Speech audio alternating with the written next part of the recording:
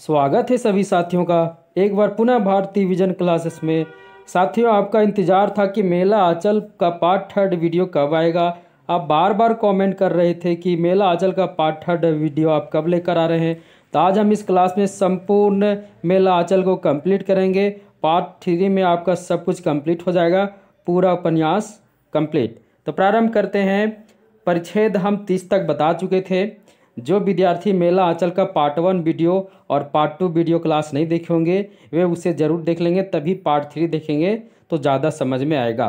भारतीय vision classes के play list पर वीडियो अपलोडेड है, वहाँ से आप देख सकते हैं। तो परिच्छेद 30 तक हम पार्ट 2 में देख लिए थे। आज हम प्रारंभ करते हैं परिच्छेद 31 से मेला आंचल उपन्यास की कथा वस्तु को।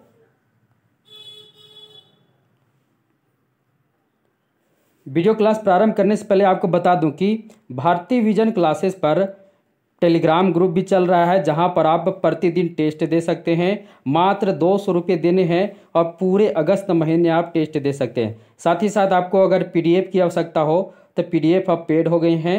बहुत ही कम फी में आप पीडीएफ प्राप्त कर सकते हैं। चलिए प्रारंभ करते हैं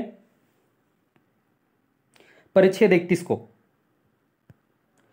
तो चरखा सेंटर की मास्टरनी जी मंगला देवी टाइफाइड से बीमार है। याद रखिएगा, परिच्छेद 31 जब प्रारंभ होता है इसमें हम महत्वपूर्ण तथ्य हैं सभी तथ्यों को लेकर आए कथा वस्तु से संबंधित। तो चरखा सेंटर की जो मास्टरनी जी हैं मंगला देवी, वो क्या हो गई? तो टाइफाइड से क्या हैं? तो बीमार हैं। आगे क्या है? मंगला देवी को कालीचरण अपने यादव टोली के कीर्तन घर, ये इधर से कर दीजिएगा थोड़ा सा, कीर्तन घर में ले आता है और उसकी मन से क्या करता है? सेवा करता है। यानी मंगला देवी जो टाइफाइड से ग्रसित हो गई है उसे क्या करता है? तो कालीचरण उसे अपने कीर्तन घर में ले आता है और उसकी मन से सेवा करता है। कीर्तन को दुर्गा इसे कर लीजिएगा, है ना, थोड़ा सा टाइपिंग मिस्टेक है। आगे बढ़ते हैं। और परिच्छेद 31 में क्या क्या हुआ है महत्वपूर्ण? तो बावन दास कालीचरण को दफा 40 का फैसला का खबर सुनाता है। सबों का दरख्वास्त खारिज हो गई है। यानी बावन दास जो है वो कालीचरण को यह खबर सुनाता है कि दफा 40 का फैसला हो गया है और सभी का जो दरख्वास्त था वो क्या हो गया? सभी का दरख्वास्त खारिज हो गई है। पार्टी ऑफिस से आते वक्त मंगला के लिए, यानी पार्टी ऑफिस गया था, ये क्या बोलते कालीचरण परिच्छेद 31 में पार्टी ऑफिस बुलाने पर। तो जब वहाँ से वापस आता है तो आने के क्रम में वह मंगला के लिए क्या करता है? तो मंगला के लिए बिस्कुट लेकर आता है। कौन लेकर आता है? तो कालीचरण। कालीचरण का व्रत औरतों से 5 हाथ दूर रहना अब क्या हो गया है? तो टूट गया है। यानी कालीचरण व्रत लिया था कि यानी कि औरतों से हमेशा क्या करेगा? 5 हाथ दूर रहेगा। वो व्रत उसका टूट गया। क्यों टूट गया है? क्योंकि वह मंगला देवी को 5 हाथ दूर रहकर उसकी सेवा नहीं कर सकता, इसीलिए उसका व्रत क्या हो गया है? तो टूट गया है। अब 5 हाथ दूर रहेगा तो कैसे सेवा करेगा? तो इसमें दिक्कत तो होना ही है। आगे है परिच्छेद 31 में और क्या हुआ है? कालीचरण और मंगला देवी का आपसी प्रेम भी होते जा रहा है। यानी कालीचरण और मंगला देवी में आपसी प्रेम भी होते जा रहा है। तो यह परिच्छेद कुल मिलाकर कह सकते हैं कालीचरण से ही जुड़ा हुआ है। यानी चरखा सेंटर के मास्टरनी मंगला देवी टाइफाइड से ग्रसित है, उसे कौन ले जाता है? तो कालीचरण अपने यादव टोली के कीर्तन घर में ले जाता है और उसकी मन से सेवा करता है। 52 कालीचरण को क्या बताता है? तो दफा 40 की फैसला हो गया है और सबों का दरखास्त क्या हो गई? तो खारिज हो गई है। पार्टी ऑफिस से आते वक्त मंगला देवी के लिए बिस्कुट ले आता है। कौन ले आता है? तो कालीचरण। और कालीचरण का जो व्रत पालन किए हुआ था वो औरतों से 5 हाथ दूर रहेगा, क्योंकि उसके जो कह सकते हैं उसके जो अखाड़े के गुरु जी कहे थे कि औरतों से हमेशा कितना हाथ दूर रहना? तो 5 हाथ दूर रहना। वो उनका व्रत कालीचरण का टूट गया है और मंगला देवी को वो सेवा में लगा हुआ है। और कालीचरण मंगला देवी में भी आपसी प्रेम भी धीरे धीरे बढ़ता जा रहा है। ये परिच्छेद 31 में हुआ। अब परिच्छेद 32 में देखते हैं। परिच्छेद 32 जो एक प्रकार से ये तड़बना में बैठकर ताड़ी पी रहे कुछ लोगों से होती है। तो जगदेवा, पासवान, दुलारे, सनीचर और सोनरा सभी क्या कर रहे हैं? तो ये नहीं होगा सुनरा, सभी तड़बन्ना में बैठकर क्या पी रहे हैं? तो ताड़ी पी रहे हैं। ताड़ी पीने के बाद तो जानबे ही करते हैं कि ताड़ी पीने के बाद आदमी मस्त हो जाता है। तो सभी ताड़ी पी रहे हैं। कहाँ पर पी रहे हैं? याद रखना, तड़बन्ना में बैठकर क्या करें? ताड़ी पी रहे हैं। अब आपस में सभी चर्चा कर रहे हैं, क्या चर्चा कर रहे हैं कि नामी डकैत सोमा जट आज जेल से रिहा होकर आ रहा है, जो सोशलिस्ट पार्टी का मेंबर बनना चाहता है। वही लोग जो लोग ताड़ी पी रहे हैं, सभी आपस में क्या चर्चा कर रहे हैं, तो सभी आपस में चर्चा कर रहे हैं कि सोशलिस्ट पार्टी का नामी डकैत सोमा जट आज जेल से रिहा हो गया है और रिहा होकर वो यहीं पर आ रहा है और वह सोशलिस्ट पार्टी का मेंबर बनना चाहता है। सोशलिस्ट पार्टी किनका है, तो कालीचरण जी का पार्टी है ना। कालीचरण जिसके एक प्रकार से सबसे अच्छे सेवक हैं जो लगे हुए अपनी पार्टी में। कालीचरण शाम को बैठक बुलाई जिसमें कहा कि सोशलिस्ट पार्टी के बड़े लीडर आज पूर्णिया आ रहे हैं। ये भी परिच्छेद 32 में ही हुआ है। कालीचरण शाम को बैठक बुलाई और सभी मेंबरों को ये बताए कि आज हमारे जो सबसे बड़े लीडर है वे पूर्णिया आ रहे हैं। उन्हें 300 रुपये का चंदा वसूलने को कहा है और उन्होंने क्या कहा है कि 300 रुपये का चंदा आप लोग को जमा करके रखनी है। ये सारी बातें कालीचरण अपने पार्टी के सभी सदस्यों को कहते हैं। अब परिच्छेद 33 में क्या हुआ है, जितने भी परिच्छेद हैं सभी परिच्छेदों से महत्वपूर्ण तथ्यों को ही लेकर आए हैं। नया तहसीलदार हरगोरी सिंह दफ़ा 40, याद रखना, नया तहसीलदार हरगोरी सिंह दफ़ा 40 नामंजूर होने पर बहुत खुश होता है। और नया तहसीलदार जो था हरगोरी सिंह दफ़ा 40 जैसे नामंजूर होता है वह बहुत खुश होता है। कालीचरण सुमृत दास से रैयतों का जमीन छुड़ाने को लेकर संघर्ष करने की बात कहता है। और कालीचरण एक प्रकार से गरीबों का नेता था, है ना, गरीबों मजदूरों का नेता था मेला आंचल उपन्यास में। और कालीचरण सुमृत दास से रैयतों का जमीन छुड़ाने को लेकर संघर्ष करने की बात कहता है। ये सुमृत दास कौन है, तो सुमृत दास जो है वो सभी घर घर का खबर रखने वाला और सभी को खबर बताने वाला आदमी है, एक प्रकार से नारद के रूप में है। हरगोरी सिंह 100 रुपये बीघा पर रेतों की जमीन बंदोबस्ती का ऐलान कर दिया है। यानी हरगोरी सिंह जो है वो क्या किया था, हरगोरी सिंह 100 रुपये पर बीघा, है ना, एक बीघा का 100 रुपया, तो 100 रुपये बीघा पर रेतों का जमीन बंदोबस्ती का ऐलान कर दिया। कौन, तो हरगोरी सिंह। हरगोरी सिंह कौन है, तो वही हरगोरी सिंह जो नया तहसीलदार बना है। यानी पंडित विश्वनाथ प्रसाद मलिक जब तहसीलदारी छोड़ देते हैं तो उनके स्थान पर दूसरा तहसीलदार कौन बनता है, तो हरगोरी सिंह बनता है, जो दफ़ा 40 को नामंजूर होने पर बहुत खुश होता है। अब वह क्या करता है, तो वह हरगोरी सिंह अब 100 रुपये पर बीघा पर रेतों का जमीन बंदोबस्ती करने का ऐलान कर दिया है। जो 100 रुपये पर बीघा देगा उसकी ज़मीन को छोड़ दिया जाएगा, ऐसा वो ऐलान करता है। आगे, यादव टोली के सभी रेतों की ज़मीन खेलावन सिंह यादव ले रहे हैं और वो 100 रुपये की जो बंदोबस्ती करता है वो बोलता है जो 100 रुपये देगा उसे ज़मीन मिल जाएगा। तो यादव टोली के सभी रेतों की ज़मीन कौन ले रहा है, तो खेलावन सिंह यादव ले रहा है। संथालों का ज़मीन कौन ले रहा है, तो राजपूत टोले के लोग ले रहे हैं। संथालों की ज़मीन कौन ले रहे हैं, तो राजपूत टोले के लोग ले रहे हैं। और तहसीलदार साहब भी दूसरों के नाम से नीलाम हुई ज़मीन को ले रहे हैं। और तहसीलदार साहब जो विश्वनाथ प्रसाद मलिक है, जो पहले तहसीलदार थे, अब वो क्या करें, वे दूसरों के नाम पर क्या करें, जो नीलाम ज़मीन हो गई है 100 रुपये पर बीघा, उसे क्या करें, दूसरों के नाम पर ले रहे हैं। कालीचरण पार्टी का सबसे बड़े लीडर पूर्णिया आ रहे हैं। आज ही कालीचरण जो ऊपर में चर्चा किए थे परिच्छेद 32 में कि कालीचरण सबको बताते हैं कि हमारे लीडर कहाँ आ रहे हैं, तो पूर्णिया आ रहे हैं। तो कालीचरण की पार्टी के सबसे बड़े लीडर आज पूर्णिया आ रहे हैं। अब कालीचरण ने कामरेडों से 300 रुपये वसूले हैं। और कालीचरण कामरेड शब्द बार बार आता है ये मेला आंचल उपन्यास में। तो कामरेड जो सोशलिस्ट पार्टी के जितने भी सदस्य थे सभी सदस्य आपस में सभी को कामरेड कहते थे, है ना। तो कालीचरण ने कामरेडों से 300 रुपये वसूले हैं।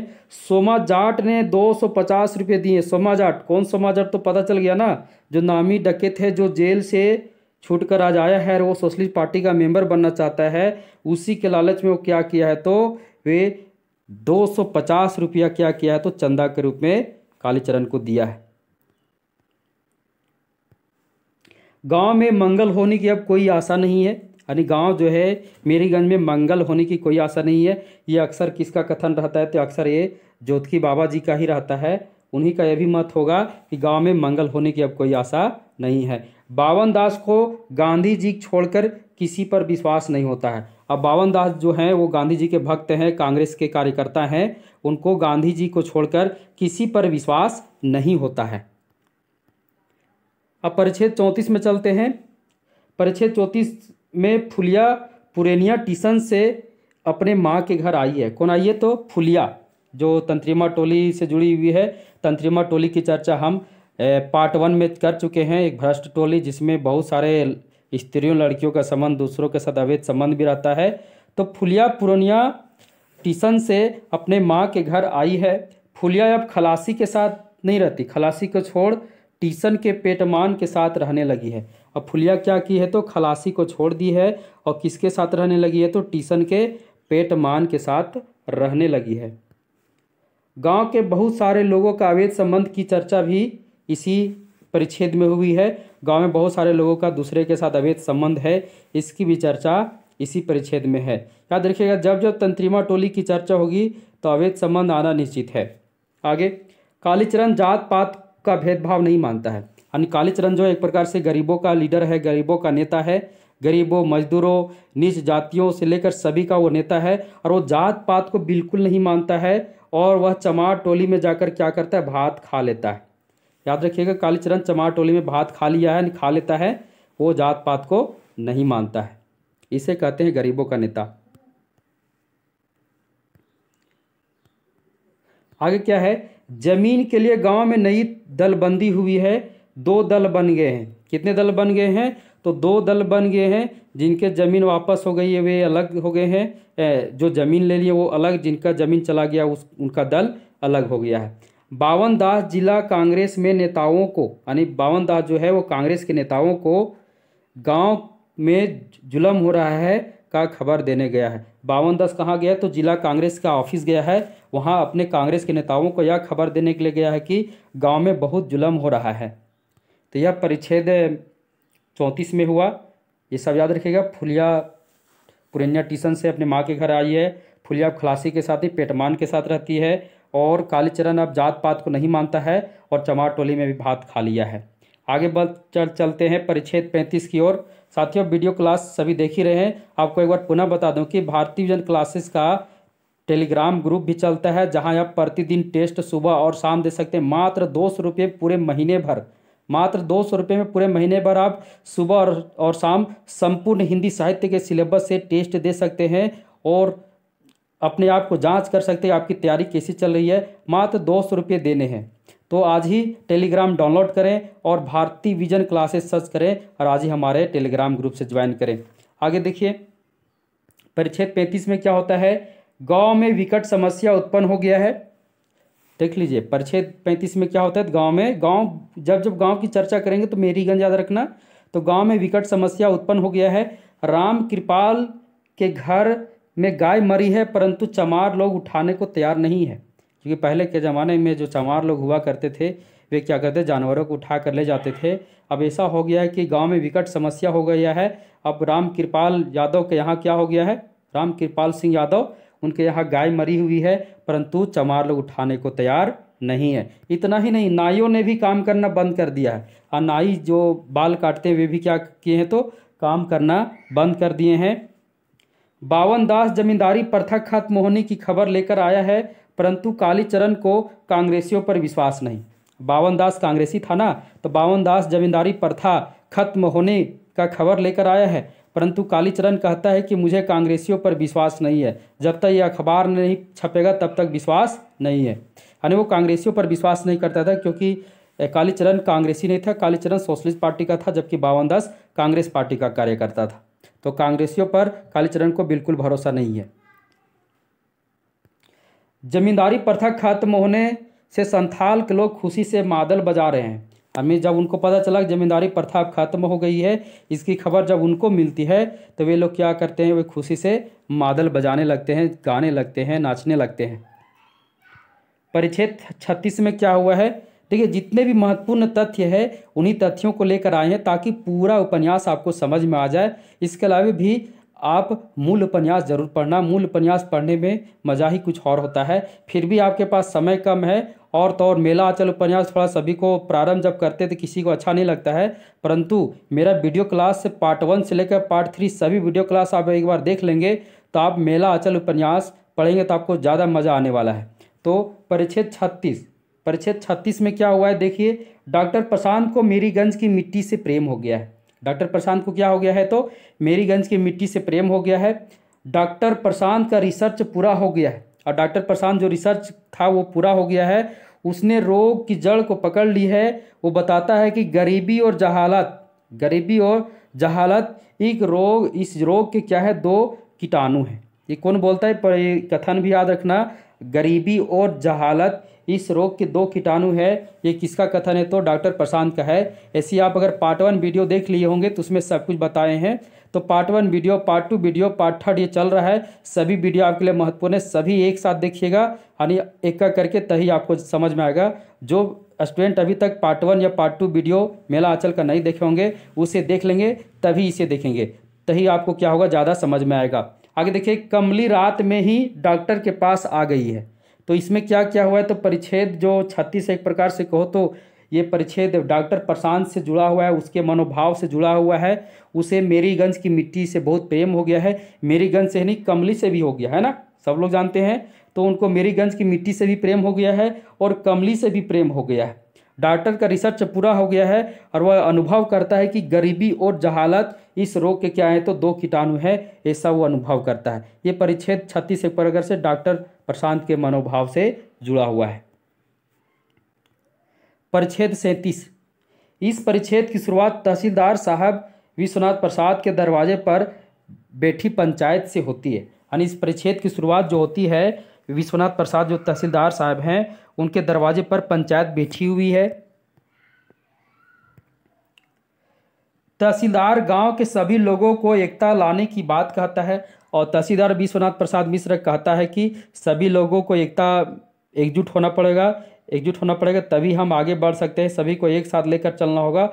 गांव में कोई भी विकट समस्या हो तो सभी को एक साथ चलना होगा, ऐसा वो सभी को पंचायत में कहता है। कौन, तो तहसीलदार विश्वनाथ प्रसाद मलिक। वर्षा नहीं होने के कारण, वर्षा देखिए यहाँ पर ये बहुत महत्वपूर्ण है, वर्षा नहीं होने से तंत्रिमा टोली, पासवान टोली, धानुक टोली, कुर्मी टोली की औरतें क्या कर रही है, तो जाट जाटिन का है ना, जाट जाटिन का खेल रही है। यानी वर्षा जब नहीं हुआ है मेरीगंज में, तो तंत्रिमा टोली, पासवान टोली, धानुक टोली और कुर्मी टोली की औरतें क्या करें, तो जाट जाटिन का खेल खेलती हैं। फुलिया क्या बनती है, तो फुलिया जो है, जो तंत्रिमा टोली की है, वो डॉक्टर बनती है। क्या बनती है, डॉक्टर बनती है। और सुरती और ताराबत्ती क्या बनते हैं, तो मरीज। सुरती ताराबत्ती क्या बनते हैं, तो मरीज बनते हैं। और सभी खेलते हैं, बहुत सारे खेल खेलते हैं।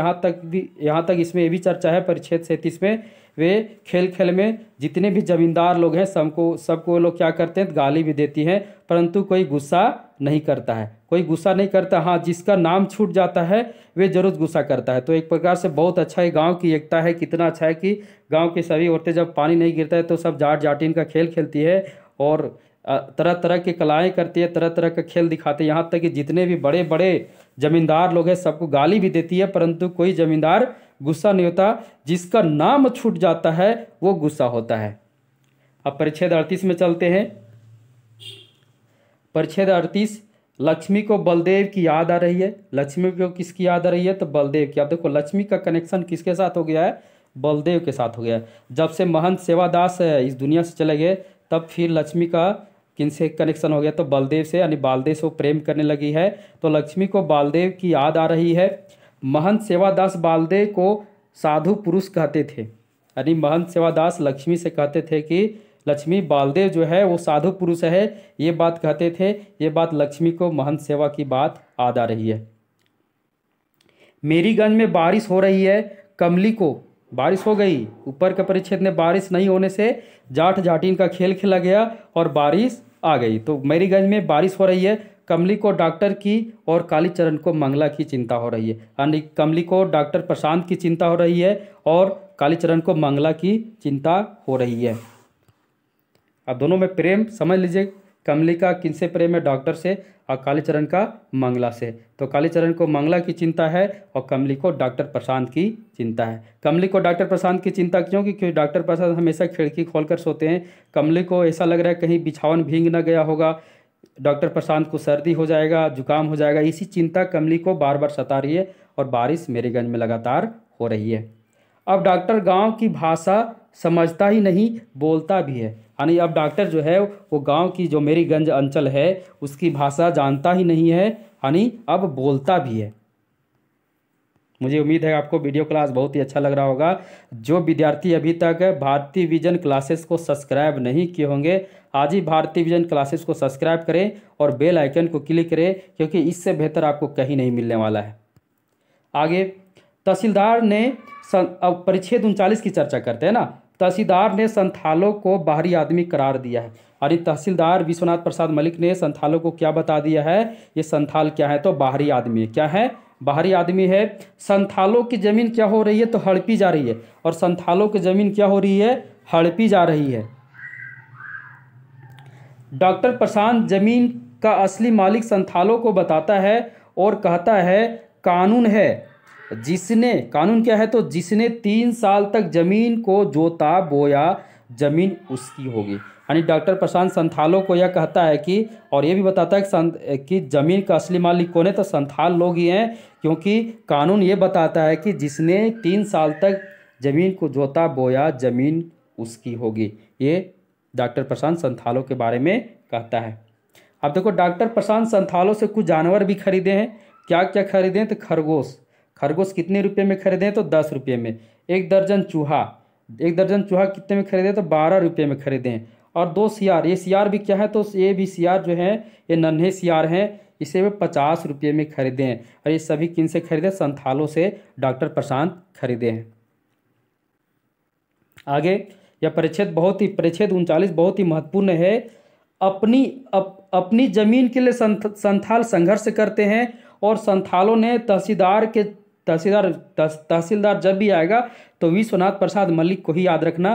तो अपनी जमीन को पाने के लिए, क्योंकि उनका जमीन लूटा जा रहा था ना, संथालों का जमीन लूटा जा रहा था, तो अपनी जमीन को पाने के लिए संथाल लोग संघर्ष करते हैं। और वे लोग क्या करते हैं, तो संथाल लोग सभी तहसीलदार के 40 बीघा वाले बीहन खेत में बीहन क्या कर रहे हैं, तब लूट रहे हैं। यानी वे लोग क्या करते हैं, तो तहसीलदार साहब के 40 बीघा वाले जो बीहन खेत है वहाँ पे बीहन को लूट रहे हैं। अब देखिए हरगोरी सिंह क्या करता है, तो जब वो बीहन लूटने के लिए जाते हैं तो हरगोरी सिंह बीच में चला जाता है। यानी हरगोरी सिंह, अब क्या होता है कि संथाल लोग तो जंगली आदमी थे, इनके पास तीर धनुष रहता ही था।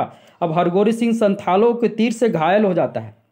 हरगोरी सिंह क्या होता है, संथालों के तीर से घायल हो जाता है। बचने की कोई उम्मीद नहीं, यानी बचने की उम्मीद बहुत ही कम है। यानी संथाल लोग जब अपना तीर धनुष चलाते हैं, उससे एक तीर धनुष किसे लग जाता है, तो हरगोरी सिंह को लग जाता है, जिससे वो बुरी तरह से घायल हो जाता है और उसका बचने का कोई उम्मीद नहीं है।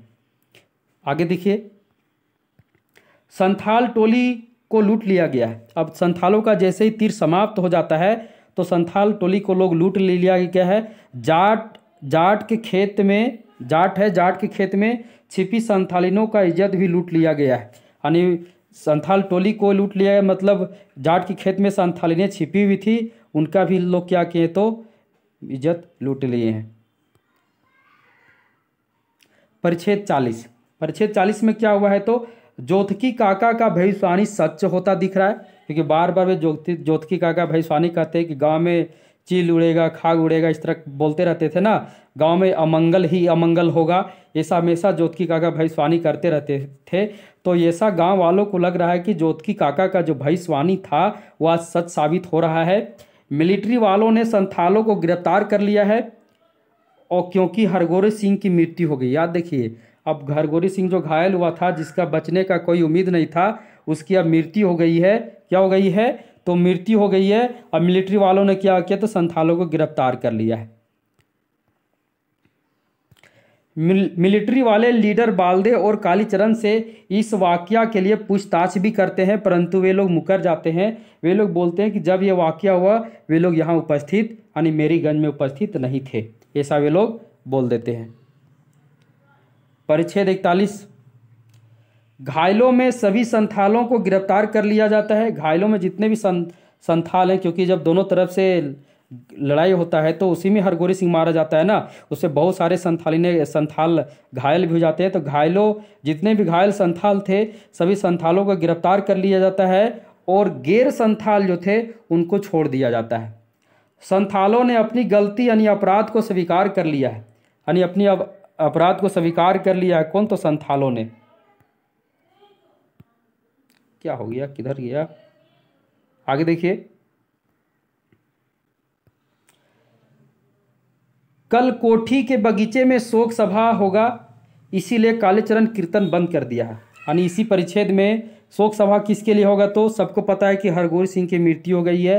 अब हरगोरी सिंह की मृत्यु के लिए कल कोठी के बगीचे में क्या होगा, तो शोक सभा होगा। और कालीचरण को कहा गया कि तुम अपना जो कीर्तन उस कीर्तन को बंद कर दो, तो कालीचरण भी उस शोक सभा के लिए कीर्तन को क्या करता है, तो बंद कर देता है।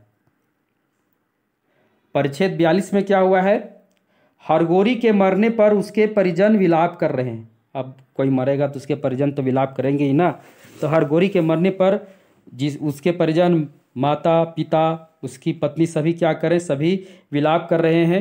अब देखिए इसमें एक और नया मोड़ आ गया, क्या आया है, तो इस यह जो मुकदमा था, इस मामले में राम कृपाल सिंह की भी गिरफ्तारी हो गई है। यानी जो मामला था हरगोरी सिंह की मृत्यु हुई है, इस मामले में राम कृपाल सिंह की भी क्या हो गई है, गिरफ्तारी हो गई है, जिससे पूरे गांव में दहशत का माहौल है। यानी लोग डर गए हैं। गांव में दहशत का माहौल को समाप्त करने के लिए पूरा गांव बालदे और कालीचरण पर ही आश्रित है, उनकी गवाही पर ही निर्भर है। यानी बालदे और कालीचरण जैसा गवाही देंगे वैसा ही होगा, क्योंकि वही वहाँ के क्या थे, लीडर थे।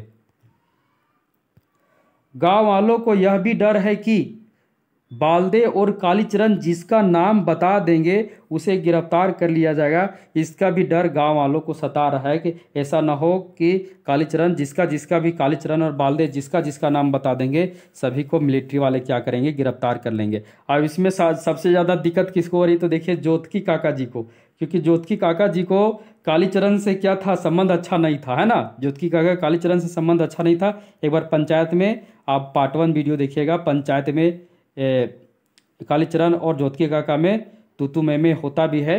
तो कालीचरण का ज्योतिकी काका से संबंध अच्छा नहीं था। ज्योतिकी काका जी बहुत डर रहे हुए हैं, क्योंकि कालीचरण से उनका संबंध उतना अच्छा नहीं है। यानी ज्योतिकी काका को लग रहा है कि बालदे से तो मेरा अच्छा संबंध है, परंतु कालीचरण से तो मेरा संबंध अच्छा नहीं है, जरूर वो मेरा नाम बता देगा, ऐसा ज्योतिकी काका को लग रहा है, और बहुत डरे हुए हैं। परिच्छेद 43, इस परिच्छेद में क्या हुआ है, तो रामदास तंत्रिमा टोली के राम पियरिया को, ध्यान दीजिएगा यह परिच्छेद जो है, रामदास कौन है, तो ये कबीर मठ के नए महंत बने हुए हैं। यानी पहले सेवादास के वो क्या थे, सेवक थे, अब महंत हो चुके हैं। तो रामदास तंत्रिमा टोली का चर्चा हो गया, यानी भ्रष्ट टोली, है ना, जो एक प्रकार से नैतिक रूप से भ्रष्ट, एक प्रकार से उस टोली के लोग गरीब भी थे। तो तंत्रिमा टोली के राम पियरिया को 4 सेर चावल पर, यानी राम पियरिया के लिए उन्होंने उसकी माँ को, राम पियरिया की माँ को 4 सेर चावल दिया है। किसको दिया है, तो राम पियरिया की माँ को 4 सेर चावल दिया है, पर मठ का दासी बनाने जा रहा है। यानी राम पियरिया को मठ का दासी बनाने जा रहा है, कितना सेर चावल देकर, तो 4 सेर चावल देकर। किसे, तो राम पियरिया की माँ को। लक्ष्मी बालदे से यही मठ में रहने को कहती है, और लक्ष्मी बोलती है बालदे से कि अब तुम इसी मठ में रहो। किसे, तो बालदेव को। बालदे लक्ष्मी को भारत माता कहता है। यानी बालदे लक्ष्मी को क्या कहता है, भारत माता कहता है, जिससे लोगों को लगने लगता है कि बालदे पगला गया है। क्या लगने लगता है, बालदे पगला गया है। बहुत सारे लोग वहाँ जमा हो जाते हैं। अब मेरीगंज के लोगों के लिए बालदेव का ठीक होना बहुत ज़रूरी है, क्योंकि उसे गवाही देनी है। सबको पता है कालीचरण और बालदेव को गवाही देनी है, उसी की गवाही पर इस गांव का कल्याण होगा। वे जैसा बोलेंगे वैसा होगा। तो बालदेव की गवाही बहुत महत्वपूर्ण है, इसीलिए गांव वालों को बालदेव को ठीक होना, गांव वालों को लग रहा है कि बालदेव को ठीक होना बहुत ज़रूरी है। परिच्छेद 44, यानी कह सकते हैं कि मेला आंचल उपन्यास 2 भागों में था। प्रथम भाग में 44 परिच्छेद थे, और दूसरा भाग में कितने परिच्छेद हैं, तो 23 परिच्छेद हैं। तो भाग 1 का अंतिम परिच्छेद 44 परिच्छेद की कथा वस्तु को देखते हैं। तो कालीचरण गवाही देकर खुशी खुशी गांव लौट आया है। यानी कालीचरण ने गवाही दे दिया है और खुशी खुशी क्या किया, तो गांव लौट आया है। डॉक्टर के खिलाफ उसकी गलत रिपोर्ट बनाया गया। अब देखो डॉक्टर के खिलाफ, अब दूसरा पॉइंट है कि कालीचरण तो गवाही देकर खुशी खुशी आ गया, अब यहाँ डॉक्टर प्रशांत जी आ गए हैं। डॉक्टर प्रशांत के खिलाफ उसकी गलत रिपोर्ट बनाया गया है। किसकी, तो डॉक्टर प्रशांत की गलत रिपोर्ट बनाया गया है। डॉक्टर प्रशांत आजकल कमली से नहीं मिल पा रहा है, और डॉक्टर प्रशांत आजकल क्या है, तो कमली से नहीं मिल पा रहा है, क्योंकि वो मरीजों की सेवा में लगा हुआ है। परिच्छेद के अंत में कमली और डॉक्टर प्रशांत का मिलन होता है। कमली तो गुस्से में रहती है, परंतु अंत में कमली को डॉक्टर प्रशांत क्या करता है, मना ही लेता है। तो इस परिच्छेद में अंतिम परिच्छेद को थोड़ा एक बार फिर से ध्यान से देखेंगे। इस परिच्छेद में कालीचरण गवाही देकर खुशी खुशी लौट आए हैं। डॉक्टर प्रशांत के खिलाफ किसी ने झूठी रिपोर्ट तैयार कर दी है। डॉक्टर प्रशांत आजकल मरीजों को देखने में इतना व्यस्त है कि वो कमली से मिल नहीं पा रहा है, जिससे कमली क्या हो गई है, बहुत गुस्से में है। अब कमली से जब डॉक्टर प्रशांत मिलता है तो डॉक्टर प्रशांत कमली को किसी तरह मना ही लेता है। ये सारा चर्चा परिच्छेद 44 में हुआ है। यानी मेला आंचल उपन्यास का भाग 1 आपका समाप्त हो गया है। साथ ही जो भी अभी तक भारत विजन क्लासेस को सब्सक्राइब नहीं किया, आज ही सब्सक्राइब करें, बेल आइकन को क्लिक करें, क्योंकि यहाँ आपको जो मिलेगा वैसा क्लास आपको यूट्यूब पर कहीं नहीं मिलेगा। आगे बढ़ते हैं, ये अब द्वितीय खंड में चलते हैं। मुझे पूरा उम्मीद है कि अगर मेला आंचल उपन्यास का पार्ट 1 से लेकर पार्ट 3 तक सभी वीडियो अगर एक बार देख लेंगे तो आपको किताब भी पढ़ने की ज़रूरत नहीं पड़ेगी। फिर भी मैं कहता हूं कि मूल किताब अवश्य पढ़ना। मूल किताब पढ़ने का जो मज़ा होता है वो कुछ और ही होता है। लेकिन मेरा पूरा वीडियो देख लेने के बाद आपको मूल किताब पढ़ने में ज़्यादा आनंद मिलने वाला है। तो आप मेरा पूरा वीडियो देख लीजिएगा, पार्ट 1, पार्ट 2, पार्ट 3, क्योंकि संपूर्ण निचोड़ आपका है। इससे बाहर परीक्षा में कहीं से नहीं पूछ सकता है।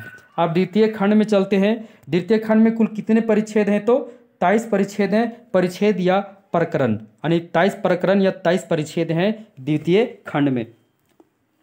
अब एक एक करके चलते। परिच्छेद 1 में क्या क्या हुआ है, परिच्छेद 1 में देखते हैं। तो इस परिच्छेद का आरंभ बावन दास द्वारा यह खबर से होता है कि 15 तारीख को भारत आज़ाद हो जाएगा। क्योंकि आपको पार्ट 1 वीडियो में बताए थे कि इसकी कथा 2 खंडों में है।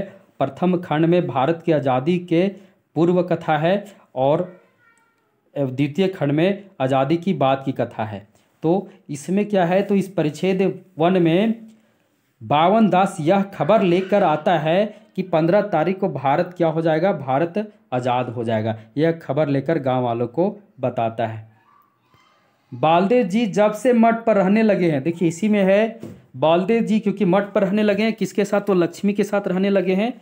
तो बालदेव जी जब से मठ पर रहने लगे हैं वे साधु प्रवृत्ति के हो गए हैं। कैसे हो गए हैं, तो साधु प्रवृत्ति के हो गए हैं। अब वे जय हिंद के साथ, क्योंकि याद रखिएगा ये बहुत ही महत्वपूर्ण है कि मेला आंचल उपन्यास में वह कौन सा पात्र है जो हमेशा लोगों को जय हिंद कर कर पुकारता था, जय हिंद।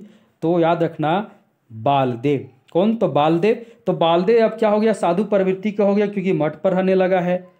और वह अब जय हिंद के साथ एक और चीज़ क्या बोलने लगा है, साहेब बंदगी भी बोलने लगा है। यानी अब लोगों को जय हिंद भी बोलता है और साहेब बंदगी भी बोलता है।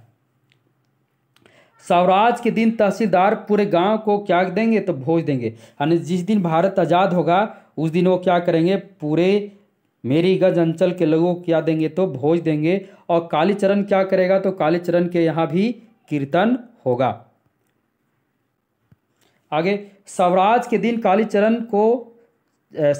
दिन कालीचरण की सोशलिस्ट पार्टी का ऐसा जुलूस निकलेगा जो ऑल इंडिया में फर्स्ट होगा। यानी कालीचरण बताता है कि स्वराज के दिन सोशलिस्ट पार्टी का ऐसा जुलूस निकलेगा जो ऑल इंडिया में क्या होगा, फर्स्ट होगा, यानी प्रथम स्थान पर रहेगा। ऐसा जुलूस कोई नहीं निकाल पाएगा, ऐसा कालीचरण बताता है।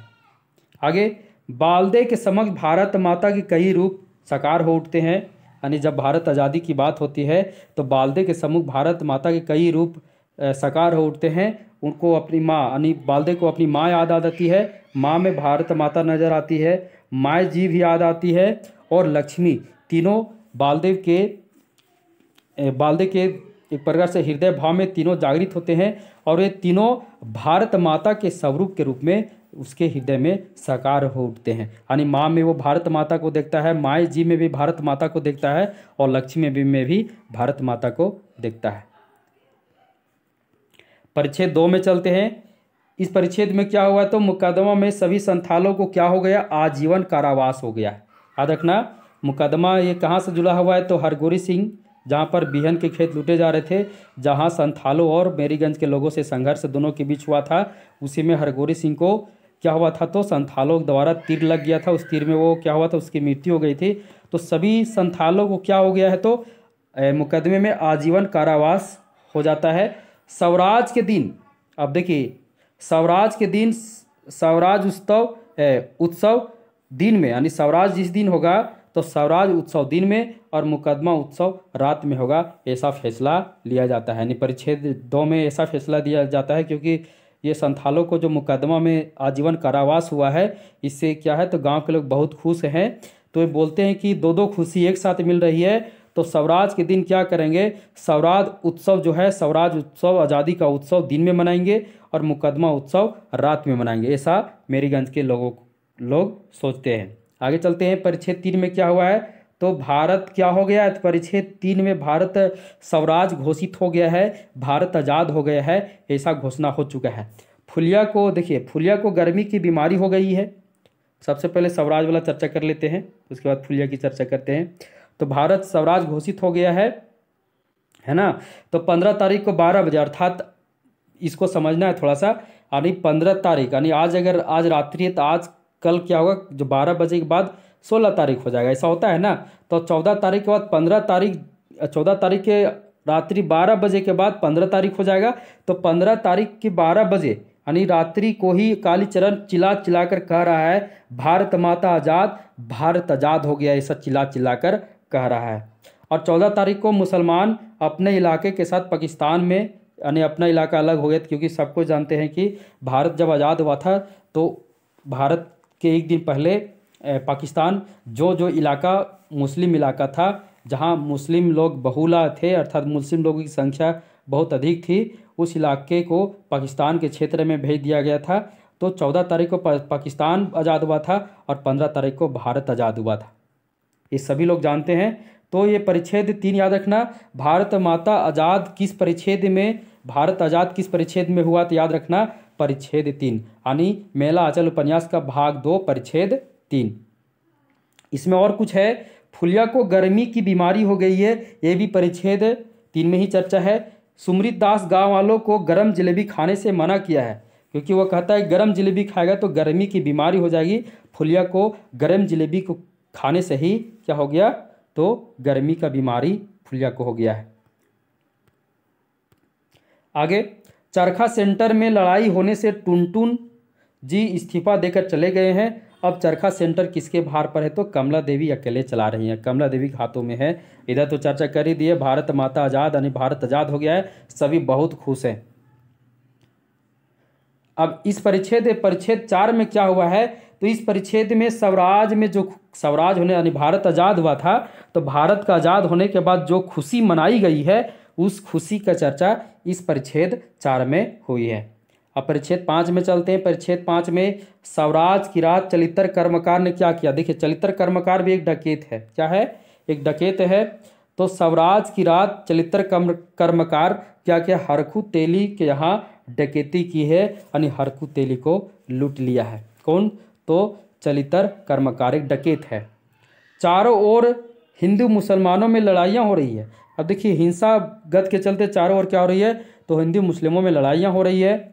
सुमृत दास द्वारा वासुदेव और कालीचरण के बीच फूट डालने का काम भी किया गया। देखो सुमृत दास जो है, अक्सर ऐसा होता है क्योंकि ये इधर उधर का खबर करने वाला था, ये क्या करता है सुमृत दास, तो वासुदेव और कालीचरण दोनों किस पार्टी के मेंबर थे, तो दोनों एक प्रकार से सोशलिस्ट पार्टी के प्रमुख रूप से कार्यकर्ता थे। बहुत ही अधिक एक प्रकार से कार्यकर्ता बहुत सारे होते हैं, जिसमें प्रमुख कार्यकर्ता जो होते हैं उस रूप में वासुदेव और कालीचरण दोनों थे।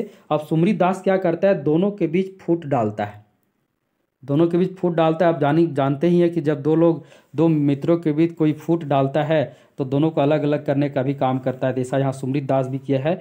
दोनों कालीचरण जो है और वासुदेव दोनों सोशलिस्ट पार्टी के सदस्य हैं, समर्पित सदस्य हैं, और दोनों में सुमृत दास बीच में जाकर क्या किया है, तो फूट डालने का काम किया है। आगे है परिच्छेद 6। इस परिच्छेद में क्या हुआ, यह परिच्छेद तंत्रिमा टोली में हो रहे पंचायत से संबंधित है। यानी इस परिच्छेद में तंत्रिमा टोली में लगातार एक से एक पर एक क्या हो रहे हैं, तो पंचायतें हो रही हैं। आप देखिए लक्ष्मी स्वप्न देख रही है।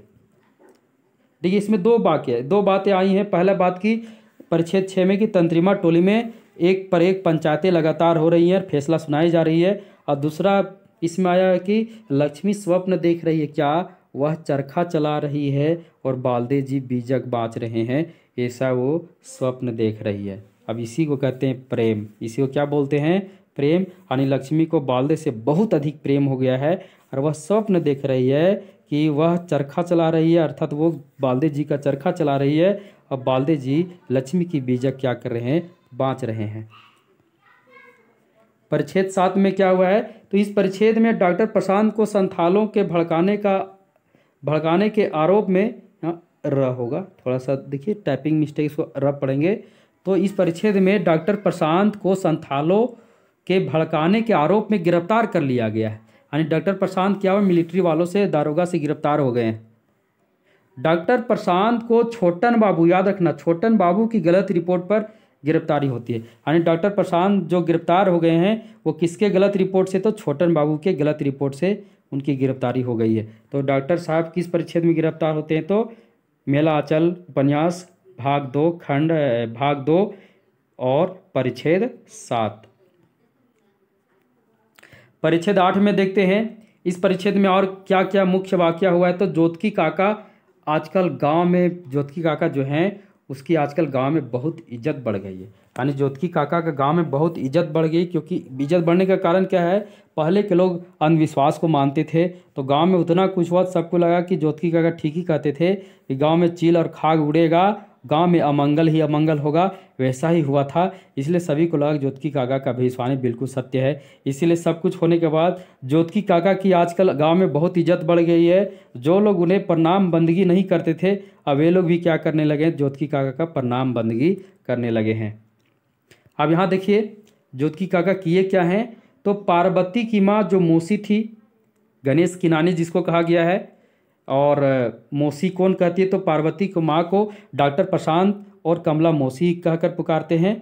तो पार्वती की माँ यानी मौसी यानी गणेश किनानी को, क्योंकि सब लोग को लगता था कि ये डायन है और ये क्या करती, सभी को खा जाती है, ऐसा सबको लगता था।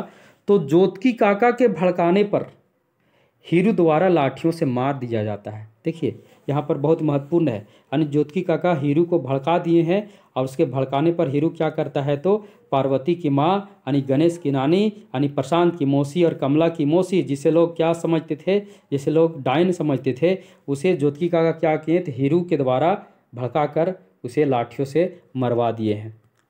समझ में आ गया ना, क्या बताएं। अब देखिए पार्वती की माँ, ध्यान दीजिए, पार्वती की माँ यानी गणेश की नानी की हत्या के रात से ही ज्योतकी काका को लकवा मार देता है। यानी जिस रात को पार्वती की माँ यानी गणेश की नानी की मृत्यु होती है, यानी जिसे हीरू मार देता है, उसी रात से ज्योतकी काका को क्या होता है, लकवा मार देता है। अब भगवान की टटका इंसाफ देखकर उसका पुत्र यानी किसका पुत्र, ज्योतकी का पुत्र राम नारायण क्या होता है, डर जाता है, क्योंकि वह देख लेता है कि भगवान ने टटका क्या किया है, टटका इंसाफ किया है। क्योंकि ज्योतकी काका के ही भड़काने पर हीरू क्या किया था, तो पार्वती की माँ की हत्या कर दिया था।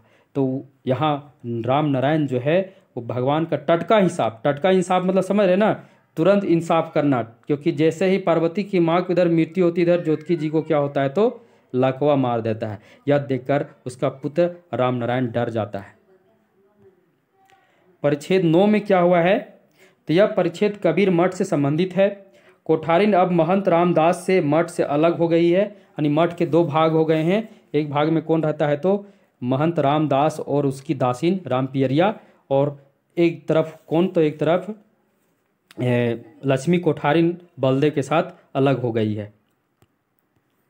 महंत रामदास की दासीन रामपियरिया के कारण मठ भ्रष्ट हो चुका है, ये भी चर्चा इसी में होता है। महंत रामदास ये भी कहता है कि लक्ष्मी ठीक ही कहती थी कि रामपियरिया को लाओगे तो यह मठ क्या रहेगा, मठ भ्रष्ट हो जाएगा।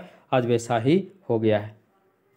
परिच्छेद 10 में क्या क्या हुआ है, तो कामरेड वासुदेव सुंदरलाल को डकैती के आरोप में गिरफ्तार कर लिया गया। किसको, तो कामरेड वासुदेव को, वासुदेव जो सोशलिस्ट पार्टी का सदस्य था, और सुंदरलाल को, ये भी एक प्रकार से सदस्य ही था, इसको डकैती के आरोप में गिरफ्तार कर लिया गया है।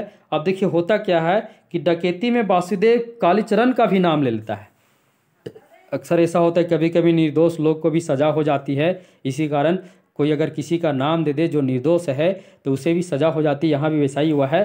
कालीचरण बेचारा बिल्कुल निर्दोष है, फिर भी वासुदेव क्या किया, वासुदेव सुंदरलाल दोनों कालीचरण के खिलाफ, खासकर वासुदेव कालीचरण को इस डकैती में उसका भी नाम बता देता है। और इसका कारण तो आपको बता ही दिए थे कि इसके पहले जो सुमृत दास है वो वासुदेव और कालीचरण के बीच क्या करता है, दोनों के बीच फुट डालने का काम करता है।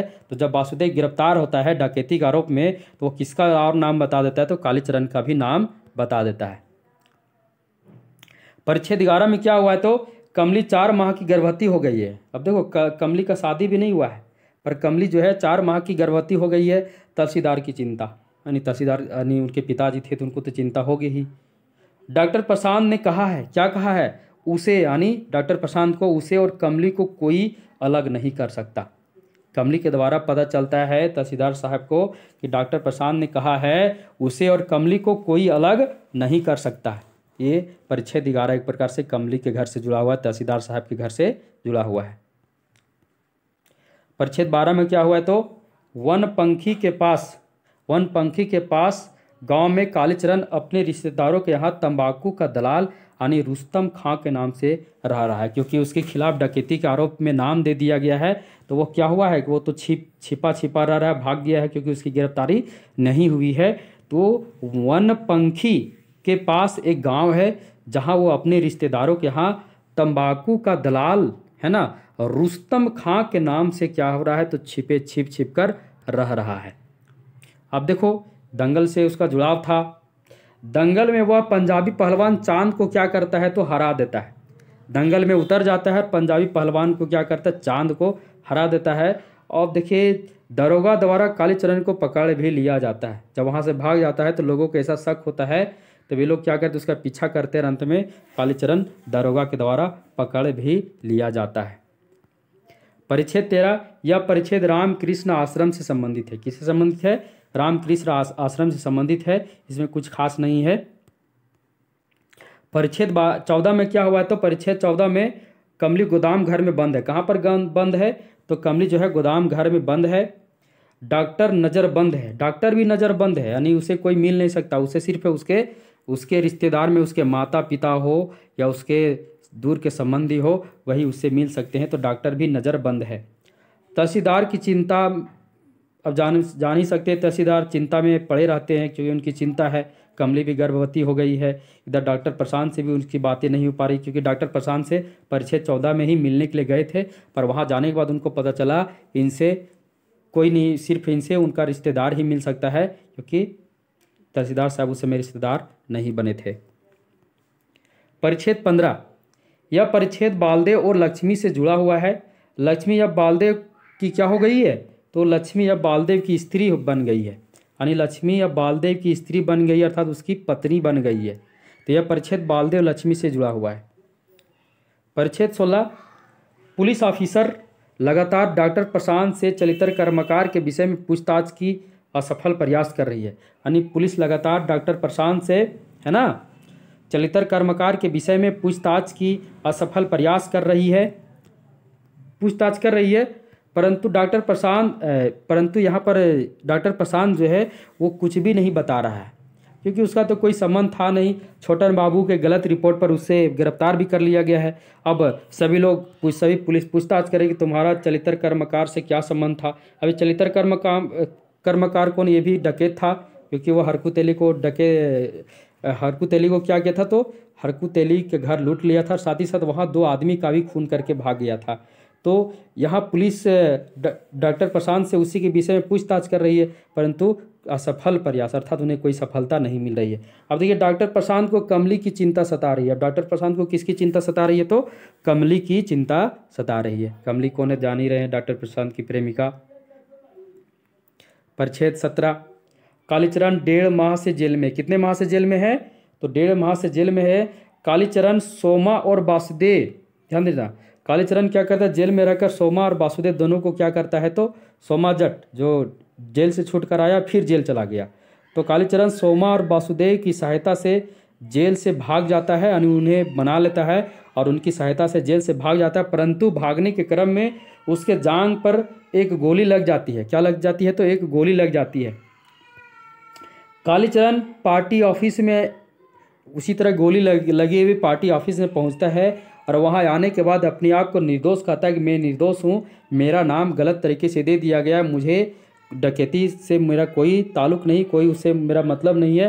परंतु पार्टी वाले कोई उस पर विश्वास नहीं करते हैं।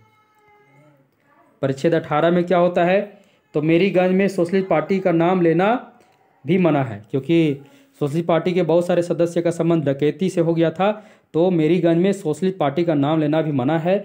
आप देखिए इसी परिच्छेद में गांधी जी की हत्या हो गई। याद रखना मेला अचल उपन्यास के किस परिच्छेद में, तो भाग 2 परिच्छेद 18, भाग 2 परिच्छेद 18 में गांधी जी की हत्या हो गई है, जिससे पूरे भारत में क्या है तो शोकाकुल का माहौल है। और ये उपन्यास तो आपको पता है कि ये मेरीगंज अंचल से है, तो पूरा मेरीगंज अंचल में क्या है तो शोकाकुल का माहौल है। सभी क्या हो रहे हैं, सभी शोक में हैं, सभी क्या कर सभी रो रहे हैं, क्योंकि गांधी जी की हत्या हो गई है। बावन दास और बालदेव का हालत तो और भी ज़्यादा नाजुक हो गया है।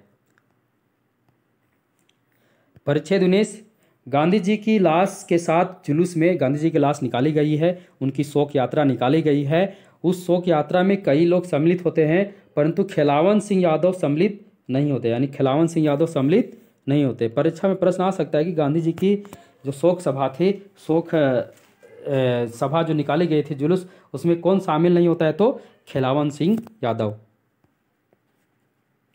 परिच्छेद 20, बावन दास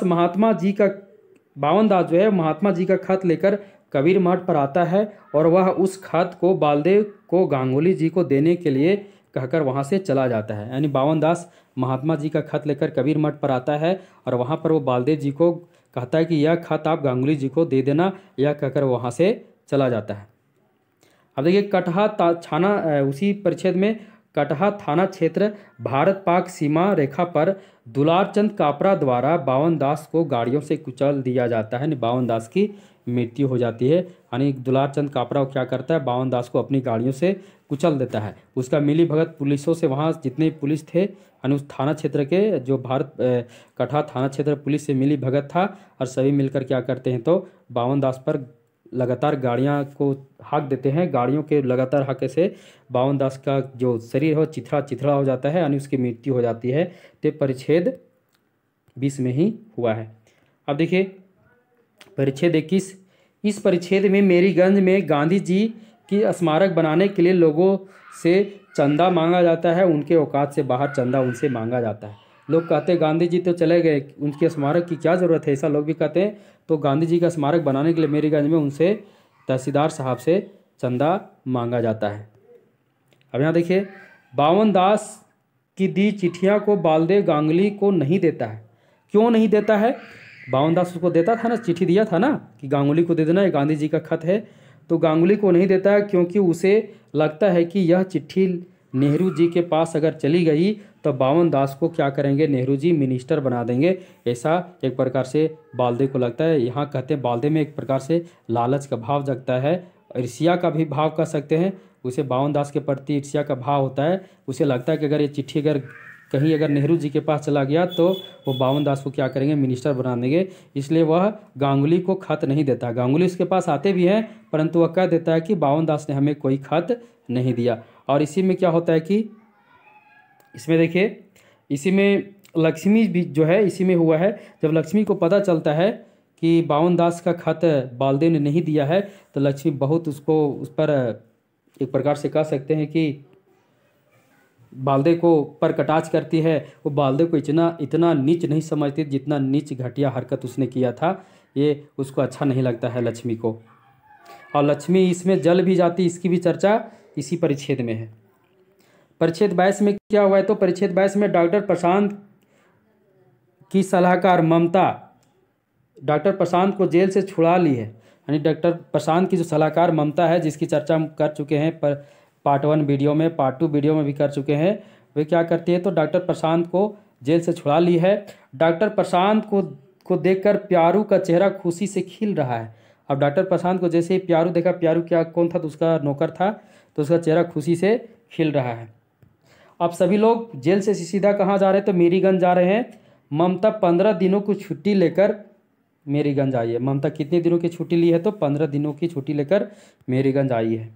अब इस मेला आंचल उपन्यास का अंतिम परिच्छेद 23, कमली को लड़का हो गया है। कमली को क्या हुआ है? लड़का हुआ है। अभी लड़का किसका है? तो कमली को लड़का किससे है? तो याद रखना, कमली और डॉक्टर प्रशांत में कनेक्शन था। अब प्रशांत के माध्यम से ही कमली को ये लड़का हुआ है, यानी लड़का कमली और प्रशांत दोनों का है। डॉक्टर प्रशांत तहसीलदार साहब का पैर छूते ही, यानी जैसे डॉक्टर प्रशांत तहसीलदार साहब का पैर छूते हैं वैसे ही तहसीलदार साहब का क्या होता है? तो तहसीलदार साहब का जो गुस्सा था डॉक्टर प्रशांत के प्रति वो तुरंत प्रेम में बदल जाता है। क्या में बदल जाता है? प्रेम में बदल जाता है और कहने लगते हैं हमार बेटा आया, हमार बेटा, कहने लगते हैं हमार बेटा। ऐसा तहसीलदार साहब डॉक्टर प्रशांत को कहने लगते हैं। ममता कमली का पुत्र का नाम क्या रखती है? तो कमली के पुत्र का नाम ममता रखती है कुमार नीलोत्पल। क्या नाम रखती है?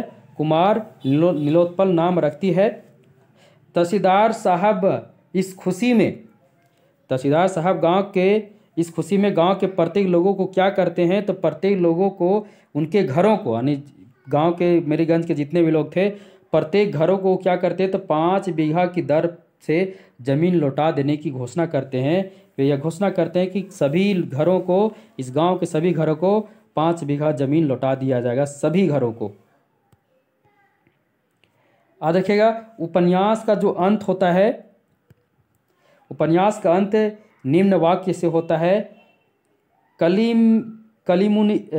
कलीमुद्दीनपुर घाट पर चेथरिया पीर में किसी ने मानत करके एक चिथड़ा और लटका दिया है। और ये याद रखना, ये चिथड़ा कहाँ संबंधित है? तो बावन दास से संबंधित है। और ये पंक्ति जो है मेला आंचल उपन्यास का जो अंतिम पंक्ति है, इसे आप जरूर याद रखना कि कलीमुद्दीनपुर घाट पर चेथरिया पीर में किसी ने मानत करके एक और चिथड़ा लटका दिया है। यानी एक चिथड़ा पहले से लटका हुआ था, किसका था? बावन दास का। किसी ने एक और चिथड़ा लटका दिया है और इसी वाक्य से क्या होता है? मेला आंचल उपन्यास का अंत होता है। अब चलते हैं मेला उपन्यास के विषय में विविध मत जो विद्वानों थे उनके मत क्या क्या रहे हैं। तो सबसे पहले चलते हैं, शांति स्वरूप गुप्त ने क्या कहा है? मेला आंचल ग्रामीण जीवन का महाकाव्य है। यानी मेला आंचल जो है वो ग्रामीण जीवन का क्या है? महाकाव्य है। यह शांति स्वरूप गुप्त ने कहा। रामदरस मिश्र ने क्या कहा मेला आंचल के विषय में?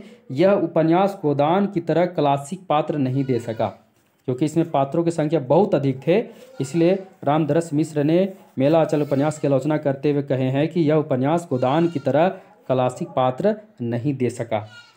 आगे धर्मवीर भारती क्या कहते हैं? तो मेला आंचल अपने ढंग का सर्वप्रथम आंचलिक उपन्यास है। मेला आंचल जो है वह अपने ढंग का सर्वप्रथम आंचलिक उपन्यास है। यह कौन कहते हैं? तो धर्मवीर भारती कहते हैं। उसके बाद नेमी चंद्र जैन क्या कहते हैं? मेला आंचल उपन्यास अनगिनत रेखा चित्रों का पुंज लगता है, क्योंकि बहुत सारे इसमें पात्र थे और प्रकरणों की संख्या तो जाने 67 परिच्छेद थे और बहुत सारे पात्र भी थे। हो सकता है इसी बात को लेकर नेमी चंद्र जैन ने क्या कहे? तो मेला आंचल उपन्यास अनगिनत रेखा चित्रों का पुंज सा लगता है, क्योंकि बहुत सारे, इतने सारे इसमें कहानी जुड़े हुए थे कि क्योंकि उपन्यास ही बहुत लंबा है। आगे अज्ञे ने क्या कहा है मेला आंचल उपन्यास के बारे में?